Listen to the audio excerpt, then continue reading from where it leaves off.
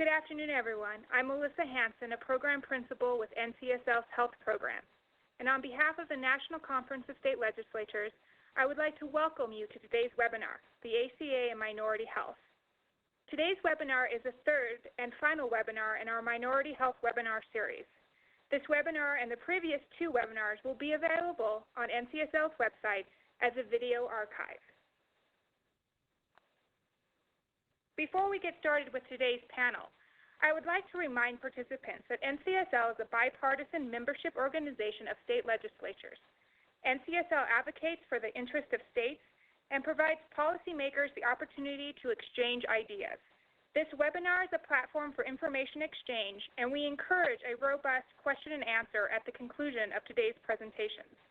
And we'd like to remind listeners that the opinions expressed on today's webinar and during the Q&A do not represent NCSL policies.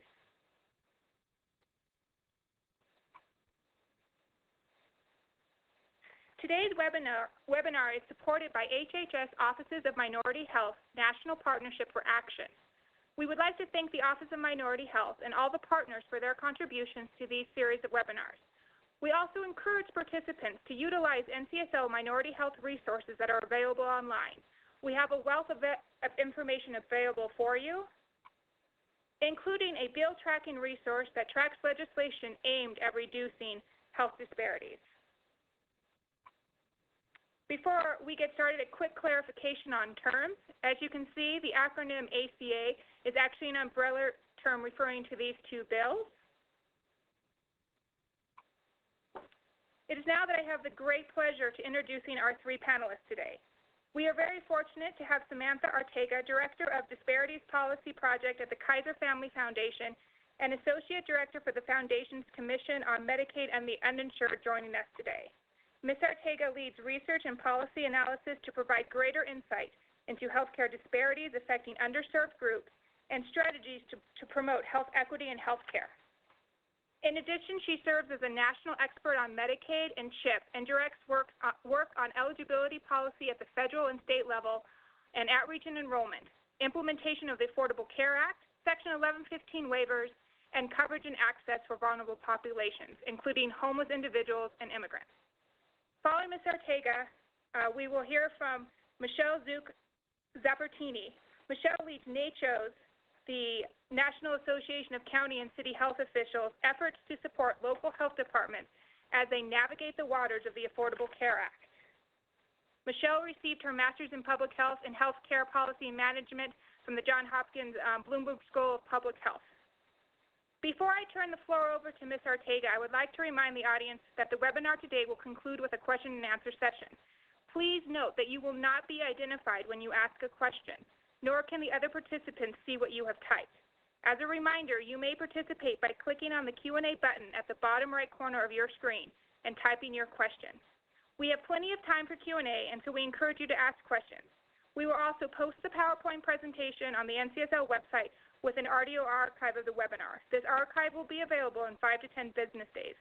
I would now like to turn the floor over to Samantha. Thank you so much. Thanks so much for including me on this webinar today, and thank you for all of you listening in for sharing your time with us this afternoon.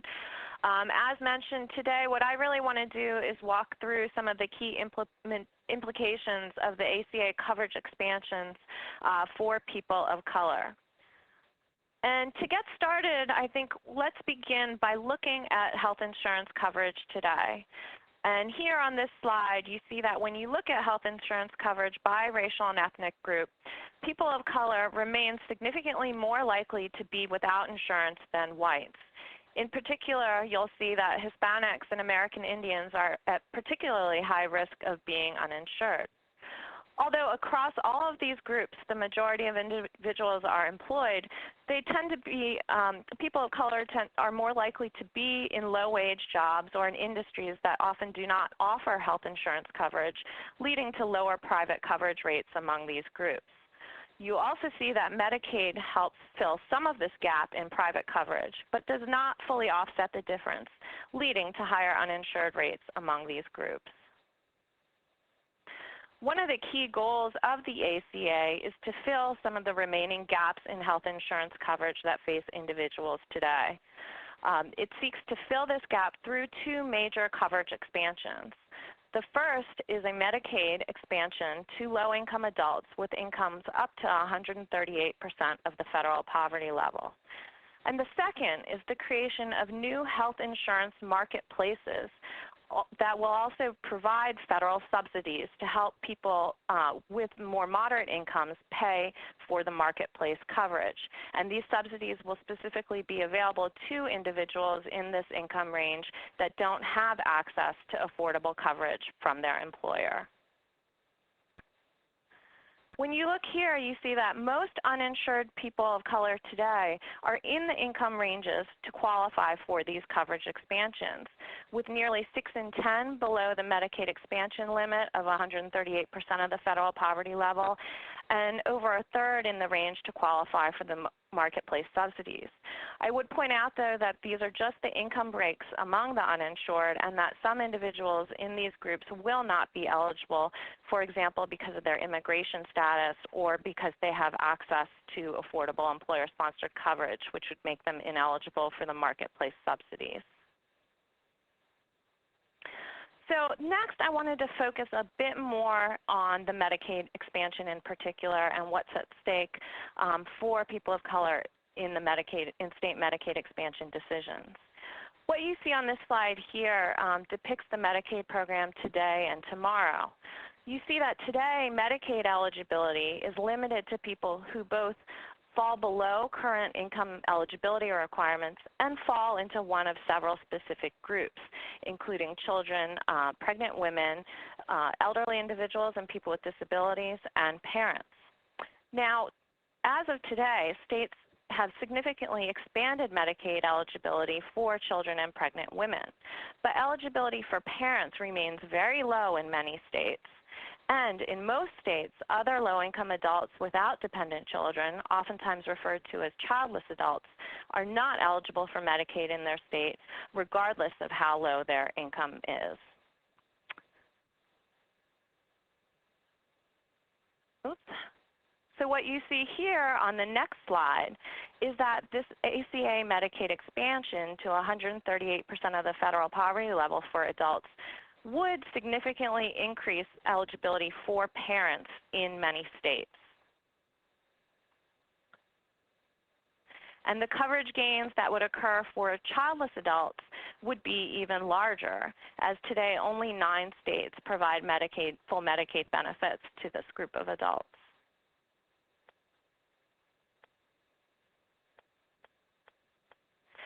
Now, under the ACA as enacted, the Medicaid expansion was originally intended to occur nationwide, meaning that across all states, that Medicaid eligibility limit for parents and other adults would rise to a national minimum of 138% of the federal poverty level. But as a result of the Supreme Court ruling on the ACA, it is now effectively a state option, and states have been continuing to decide whether or not they will move forward with the Medicaid expansion. What you see here is where states are with that Medicaid expansion decision as of July 1st of this year. You see that just about half are moving forward with the Medicaid expansion at this time, while 21 are not currently moving forward, and debate remains ongoing in several states. So when we look at where Medicaid eligibility levels are today among the states moving forward versus not moving forward with the Medicaid expansion, it's important to recognize that Medicaid eligibility levels are lower in the states that are not currently moving forward with the Medicaid expansion. And I'm sorry, some of the formatting on this slide has gone off, but it's the 2 bars at the right that are the states not moving forward with the expansion. That shows where their Medicaid eligibility is today for children and parents, versus the bars on the left are for states moving forward, and the bars in the middle are the states that continue to debate whether they will move forward with the expansion. So keeping in mind where states' current eligibility levels are for Medicaid is important for understanding the implications of whether or not they move forward with the Medicaid expansion. And this is because in states that don't move forward with the Medicaid expansion, there will remain large gaps in coverage for low-income adults. Individuals between existing Medicaid eligibility levels and below 100% of the federal poverty level will not gain a new coverage option in the absence of this Medicaid expansion. And this is because the subsidies for marketplace coverage are only available for individuals above 100% of the federal poverty level. So you see in that white gap where there is no coverage, low-income adults will not gain a new coverage option and as such will likely remain uninsured. So the impacts of current state Medicaid expansion decisions also have significant variation in terms of their impacts by race and ethnicity. And as you see on this slide here, nearly 6 in 10 uninsured blacks with incomes below the Medicaid expansion limit of 138% of the poverty level live in states that are not moving forward with the Medicaid expansion at this time, compared to lower rates for other groups. For example, just over a quarter of Asians in that income range are living in states not moving forward at this time. And these variations by race and ethnicity largely reflect variations in where people live and the concentration of state Medicaid expansion decisions across different geographic regions. Most states not moving forward with the Medicaid expansion are in the southern region of the country. And what you see here is that when you look at uninsured individuals, again, below that Medicaid expansion limit, who are living in the South, over 8 in 10 are in states that are not currently moving forward with the Medicaid expansion. Beyond these coverage implications, it's important to recognize that state Medicaid expansion decisions also have important fiscal implications. The expansion of Medicaid can lead to increased provider revenue as individuals gain coverage, as well as state savings in spending that they currently goes toward uncompensated care costs or fully state-funded healthcare services that would be now covered through Medicaid coverage. And beyond that, there are potential multiplier effects that would lead to boosts in the state economic activity. But regardless of whether states expand their Medicaid programs, new health insurance marketplaces will open across all states on October 1st. Some of these marketplaces will be operated by states, whereas others will be operated by the federal government. And what you see here on this chart is that just about half will be federally facilitated marketplaces, while 16 states are standing up their own marketplaces, and another 7 are operating in a partnership type model. Moreover, regardless of whether states expand their Medicaid decisions, whether states expand their Medicaid programs, all states will also implement new streamlined enrollment processes that are designed to make it easier for individuals to enroll in coverage. And here you see the vision of this enrollment process is that individuals will have multiple options of how they can enroll, that they will complete one single streamlined application and be determined eligible for all the coverage options available, that there will be increased use of relying on electronic data sources instead of asking people to provide paper documentation of their information, and that the goal is to provide as close to real-time eligibility determinations as possible. However, even with these streamlined enrollment processes in place, outreach and enrollment efforts will be key for translating the new coverage options into actual increased coverage. And we know a lot about what works in terms of outreach and enrollment from previous Medicaid and CHIP experience. Some key lessons that I've highlighted here are the importance of utilizing both broad and targeted outreach strategies and employing community partners and providers and schools in these efforts. Making enrollment policies and processes as accessible and welcoming as possible. Many of these simplifications will be addressed through the process changes in the ACA, but there are additional important changes that can encourage coverage, including culture changes among eligibility worker staff that are more focused on creating a welcoming environment and encouraging people to sign up for coverage. The third is, I think, perhaps one of the most important, which is providing direct one-on-one enrollment assistance from trusted individuals within the community. With making sure that that assistance is provided by individuals with whom people can identify with. And lastly, I would highlight that you don't want to waste all these efforts on the front end and have folks lose coverage at renewal, so it's important to apply all these lessons learned to renewal as well. So currently, the federal government and states are in the process of developing many new avenues of consumer assistance that will help folks connect to these new coverage options. As you may have seen, the healthcare.gov website was recently re-released several weeks ago that begins the consumer-facing website for the new marketplaces. In addition, there will be call centers, and there are a range of new consumer assistance entities that will be trained and certified to provide assistance with enrollment in the marketplaces as well as Medicaid, including navigators and in-person assisters and certified application counselors. And much of the training and certification for those individuals will be taking place over the summer. But there is a big outreach and education challenge ahead as you see that many individuals continue to say they feel uninformed about the law, and that this is particularly true among Hispanics, with nearly 6 in 10 saying that they don't feel they have enough information about the health reform law to understand how it will impact them. So just to wrap up, looking ahead, it's clear that the ACA coverage expansions provide an important opportunity to significantly reduce disparities in coverage. However, coverage gaps will remain. For example, poor adults in states that do not expand Medicaid will not gain a new coverage option, and some immigrants will remain eligible for the new coverage options. Moreover, even with the ACA's new streamlined enrollment processes in place, broad and targeted outreach and enrollment strategies will be critically important for ensuring that the new coverage options translate into increased coverage. And in particular, one-on-one enrollment assistance provided by trusted individuals within the community is really going to be key to the success of the expansions. And thinking about making sure that we don't just connect people to a card, but we connect them to care.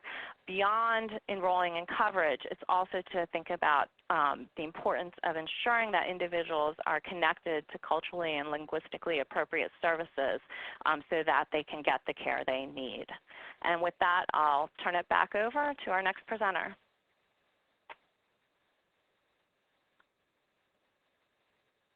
Great.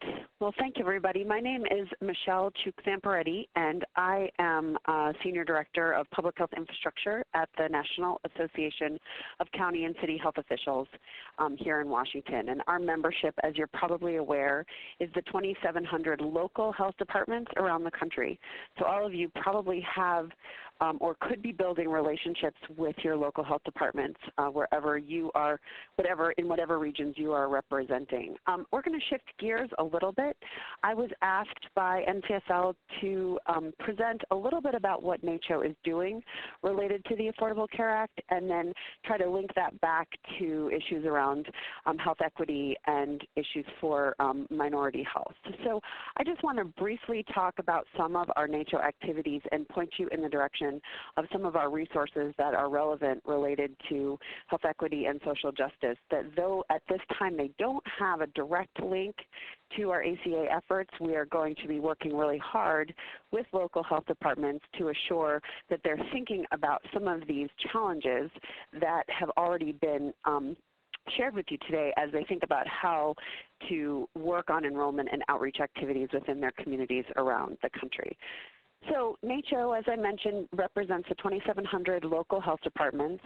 We provide a weekly update to all of our members that focuses quite a bit on what's going on in Washington. So it's an update that shares policies and legislative action, as well as a big section that focuses on the implementation of the Affordable Care Act law. And so that's really important because as things change and as rules come out and mandates are put in place, we are able to share that with our members and provide them with technical assistance and outreach as those things come down the pike. We're supporting local health departments around the issues of billing. Many health departments are looking into the into whether or not they are going to be able to receive revenues through the Affordable Care Act dollars as it relates to health insurance billing. Many health departments are currently providing primary care services and will be able to continue to receive resources as it relates to preventive care, but many are not currently set up to do that. And so we're helping to get health departments in a place where they can be considered a certified provider, and they can start to bill for the preventive care services that are covered under the Affordable Care Act. Of course, in states that are not going to be doing the Medicaid expansion, we're also trying to assist health departments in understanding where they can still fit in to the processes and the changes in healthcare implementation so that they can be prepared to do billing in the event that those services can be covered by their agencies in the future. We've started just in the last 6 weeks to talk with a group of our members who are really experts in the field to address specific Affordable Care Act activities. One of the challenges you can imagine is that at the local health department level, every health department is experiencing very different things in their state as it relates to the implementation of the ACA. I think what's important to note is that health departments in the Medicaid expansion states are, not surprisingly, further ahead in their understanding of the legislation than those that are in the non-Medicaid expansion states.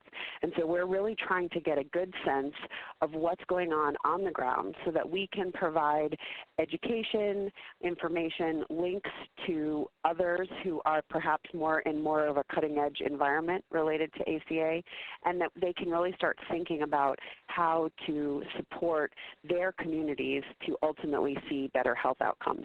In some cases, health departments will be working in a navigator function once those navigator grants come out, but in many cases, health departments will not be the primary navigators within their communities. And so again, we're trying to link them to the folks that are going to be helping to make those decisions so that health departments can also be one of the locations where people can come and have the information that they need to become eligible for health care coverage. We are looking at the development and creation of policies that will assist local health departments in participating in the Affordable Care Act. This is something that's probably very relevant to many of you. We're looking to find legislation or local and state policy that has impacted the local health department's ability to be at the table, if you will, in the state's decision-making processes around how money gets moved around and how health care services are delivered. And we're very interested in making sure that we can disseminate those policy strategies to other health departments and other states, because we think that if local health department services can be written into whether it's local policy or state policy, there is a higher likelihood of local health department engagement. And what we currently see is that many of our local health departments who are not sophisticated, especially again in those states that are not yet Medicaid expansion states, are not quite up to speed on where they need to be in order to assure the best health outcomes for their community as possible. We are going to be assisting as we can in outreach and enrollment activities, as I mentioned. We will be highlighting the stories of health departments that become the navigators for their communities. We will also be talking to health departments who have certified counselors on their staffs, and we will be making sure that other health departments in the country understand what role those local health departments are playing who have that navigator function, understanding the no barrier to entry perspective of ACA. We want to make sure that health departments are as capable as possible of being good sources of information for their local communities. And we're working closely with nonprofit hospitals in communities as they address the IRS community benefit requirements. This is actually the program that we have been working with most closely over the last 3 years since the implementation of the Affordable Care Act. And I just want to talk briefly about what NACCHO is doing in that role, because as you know, the IRS mandates came out 18 months ago, and we're now able to really see some results of local health departments working closely with their hospitals to have an understanding of what the community health needs are. So the NACCHO Community Health Needs Assessment activities are focused around training and technical assistance to conduct community health assessments and improvement processes. As you may know, local health departments are already conducting community health needs assessments and have been for many, many years. And now that it's an IRS mandate for nonprofit hospitals to do the same, we are trying to encourage hospitals and health departments to work together.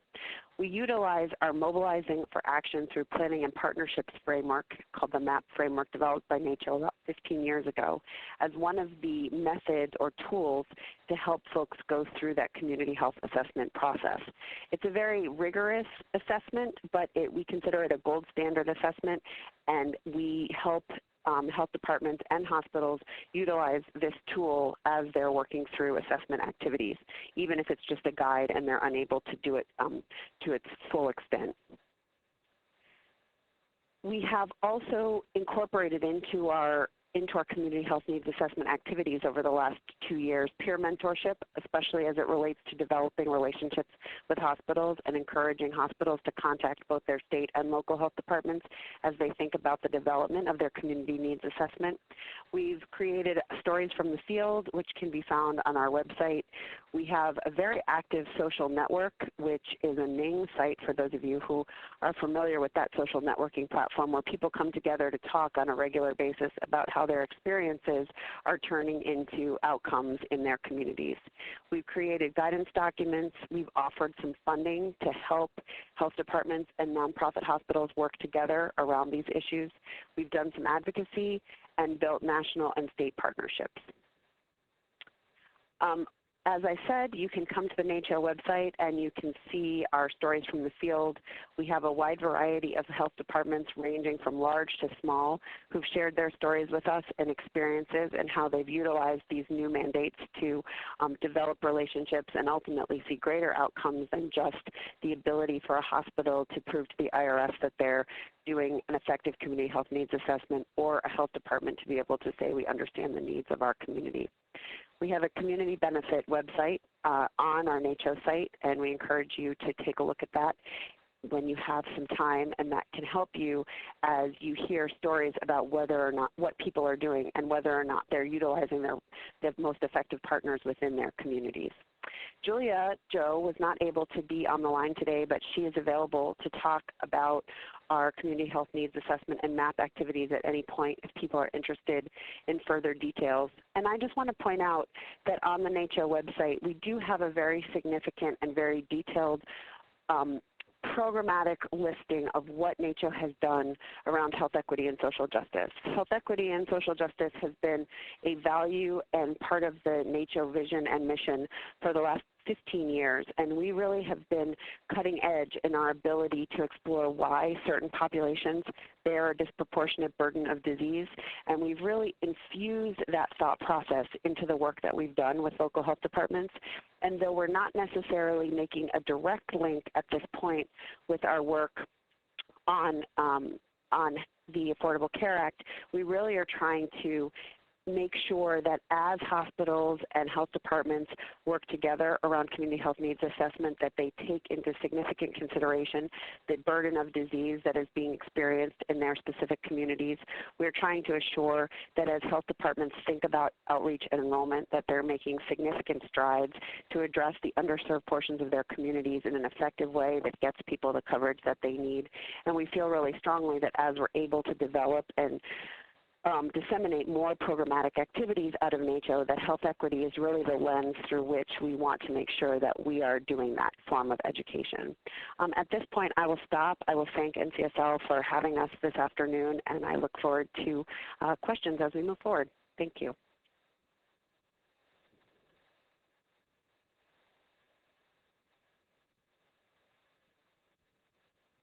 Thank you. The floor is now open for questions. If you do have a question, please press *1 on your telephone keypad at this time. Questions will be taken in the order that they are received. If you are using a speakerphone, we ask that while posing your question, you pick up your handset to provide favorable sound quality. If at any time your question has been answered, you can remove yourself from the queue by pressing 1. Again, ladies and gentlemen, if you do have a question, please press *1 on your telephone keypad at this time. Please hold while we poll for questions. Thank you to both of our presenters for their wonderful presentations. They were very informative. At this time, we are only going to take questions online, so please, if you want to submit a question online, please use the bottom right and click on the Q&A, and we will answer your questions audio, but we are only accepting them online at this time. So I have our first question today. This is directed at both panelists. Michelle, if you want to start, and then Samantha, if you would like to add some additional thoughts. For states that are not expanding Medicaid, are there things that states can do to expand coverage for people of color? Well, this is Michelle. I think that we're still in the process of trying to figure that out. So I don't actually know the answer, but I think that we're really talking to our members, and we're trying to link them to the state health officials. There are states that are not expanding where there's a lot of support for Medicaid expansion, and what we're trying to do is prepare health departments to be ready when those states do make the decision that expansion is necessary. So at this point, I don't have a good answer, but I think that in the next 6 months, we'll really have better information about what can be done on the periphery, if you will, to get other folks into the program as soon as possible. Samantha, do you have anything to add to that about what states can do to expand coverage for populations of color that are not expanding Medicaid? There are a couple things I would point out. I think the first is to remember that there is no deadline for states to decide to come into the Medicaid expansion. So even if a state does not expand by January 1st of this coming year, that doesn't preclude them from coming in later. So I think what we will see is continually evolving state decisions as to this, whether or not they expand their programs. In states that are not currently expanding, I think access to care is really going to be dependent on the strength of existing safety net providers in the community. And so any efforts, I think, to bolster community clinics and safety net hospitals and provide a network of care through those providers is really going to be key for individuals in those states who fall into that coverage gap. In addition, I think regardless of whether states expand their Medicaid programs, as I noted, those new marketplaces are going to come online, and there are going to be outreach and enrollment activities underway. So folks are going to be reaching out to individuals to let them know about new coverage options. And in those states that don't expand Medicaid, some of the individuals that people will be reaching out to won't actually be eligible for anything. So it's going to be really important to think about what you tell those individuals and what resources you have available to direct those individuals to, so that they can still get their care needs met. Thank you for those responses. As a quick reminder, to ask a question, please click on the Q&A button and type in your question. Please make sure that you ask your question to all panelists, and remember that the questions will remain anonymous. Also, there will be a copy of the PowerPoint and an audio archive of this webinar available online at NCSL's website in about 5 to 10 business days. The next question is directed to Samantha. How did you determine, or what sources did you use to get your multiplier effect in your presentation? We actually have a literature review that it's available on our website. It's called The Role of Medicaid in State Economies, a look at the research.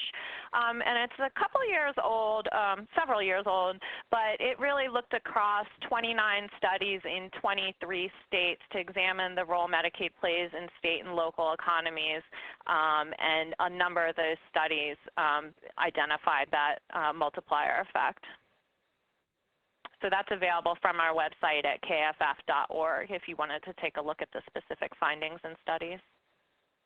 Great, thank you. This next question is again for both panelists. I will start with Michelle. With the expansion of Medicaid, what are the strategies to monitor the reduction of disparities in access, quality, and outcomes of care for racial and ethnic minorities? Because that's a research question, I'm actually going to turn that one over to Samantha. So the ACA also does include a number of changes that are focused on increasing the data available to help understand disparities and monitor disparities. So there are new data collection requirements that are going into place that are in the process of being implemented. And I think the other thing is that as states implement these new streamlined enrollment and enrollment processes, they are creating new eligibility systems that have really improved data reporting ability compared to what's available today. So we may also have increased data to monitor what's occurring that way.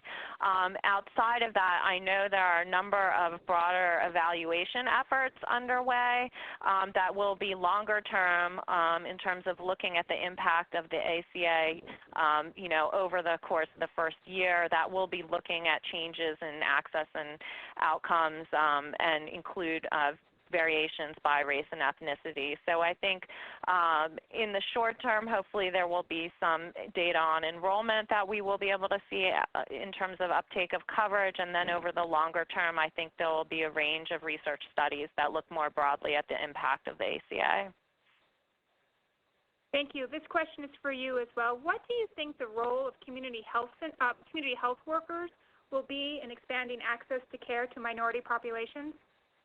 Oh, I really think that's going to be such a key role. As I mentioned, it's really one-on-one enrollment assistance that has been key in the past to helping folks not only connect to coverage, but understand how to use that coverage and access the care they need. So I think community health workers, community partners, and community health clinics are all going to play a key role, and there's a lot of evidence pointing towards that from previous experience with Medicaid and CHIP. Folks want to talk to someone that understands them, that they can identify with, and it's people who they can identify with who are really going to help them get through the enrollment process and connect to the care that they need. In addition, this is Michelle, we see a lot of local health departments, especially in the expansion states, working with their community health workers to develop a plan for them to be significantly involved in those activities, as Samantha stated. So I think that there's a workforce issue that is going to kind of make the public health workforce look a little different in the coming months and years, because this is going to continue to be such an important role to play. Great, thank you for that. The next question is for Michelle. How do states best engage local health departments in these efforts? Oh, that's a great question. I think that local health departments and state health departments in many cases have very good relationships.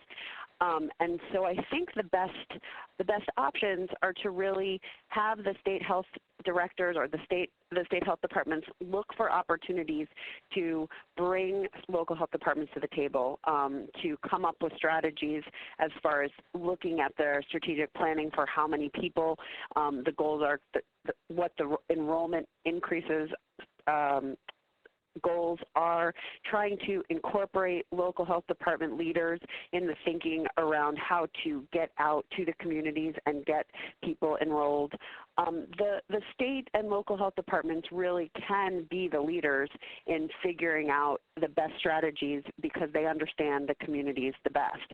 And in some cases, you know, they can consider the most effective way to share the resources so that the most people can be reached. I think that additionally, there is a lot of opportunity for the states to engage with the local leaders in their strategic planning far past the outreach and enrollment activities.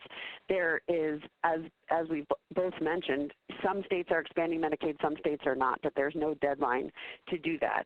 States will be changing and thinking about new ways to approach the Affordable Care Act implementation over the next, many years. And this first year is really going to be an experiment. And if everybody is able to talk on a regular basis about what they're seeing in their communities, there's going to be a much better ability to make good decisions as they modify their approaches to implementation. And I think it's really just about inviting local health departments to be part of that conversation and understanding what those health departments are seeing within their communities, especially around racial and ethnic disparities, because those community leaders know their communities better than anybody else, especially when it comes to their health outcomes. Great, thank you. The next question is for Samantha, and it's related to exchange, and it's kind of a two-part question.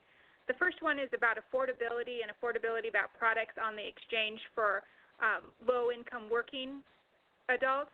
And the next question is regarding exchange availability instead of availability of plans in rural areas, and will minorities living in rural areas have access to sort of a diversity of plans that will meet their needs?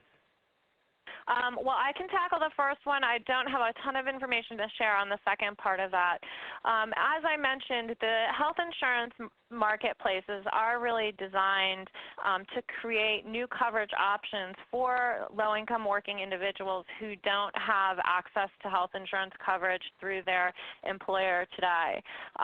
So in these new marketplaces, there will be a number of new insurance rules that are designed to make it easier for folks to get coverage. So, for example, folks can't get excluded from coverage because of a pre-existing condition. Plans can't charge women more than men, and there are certain benefits that have to be covered. In addition, the subsidies will be available to individuals between 100 and 400% of the federal poverty level to help reduce the cost of the premiums for those plans. And those will be sliding scale subsidies, so those at the lower end of that income range will receive greater subsidies that cover much of the cost of the premiums for those marketplace plans. And from what I've seen on the new healthcare.gov website and what states are doing with their own state marketplace websites, I believe that when people shop and so they fill out the application and they get to the point where they can see the plan options available through the marketplace and the associated premium costs, they will see the costs with the subsidy calculated in, so they'll actually see the net cost. And the design of those subsidies is to really make it affordable for those lower and moderate income families to make sure that they can access coverage. Oh, and in terms of the rural areas, I don't have a lot of details. I have heard some anecdotal evidence of there being some challenges to getting plan participation in rural areas, but I believe states are continuing to work on that issue, and I just don't have a whole lot of details on where that is right now. Great, thank you. The next question is for you as well. You mentioned in your presentation that some immigrants will not be eligible for care. Can you clarify more on this? Sure, and we have some great fact sheets on our website also that walk through specifically the health coverage implications for immigrants. But today, undocumented immigrants are ineligible for Medicaid and CHIP. Also, lawfully present immigrants face a number of eligibility restrictions for Medicaid. Most notably, many lawfully present immigrants are not eligible for Medicaid during their first 5 years of their lawful status. That's called a 5-year waiting period, where even if they meet all the program's eligibility requirements, they're subject to this 5-year wait before they can enroll in coverage.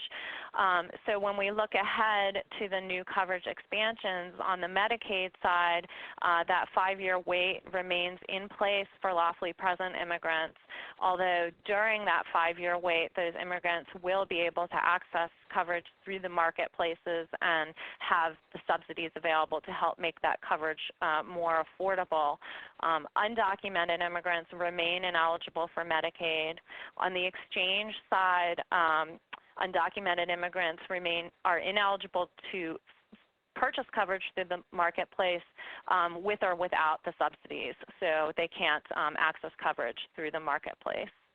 I hope that clarifies things. It's a little bit confusing, but again, we do have some fact sheets on our website that walk through those rules specifically. Great, thank you. I think we have time for one more question, and the question is directed to both panelists. Samantha, maybe you can start, and then Michelle, you can close.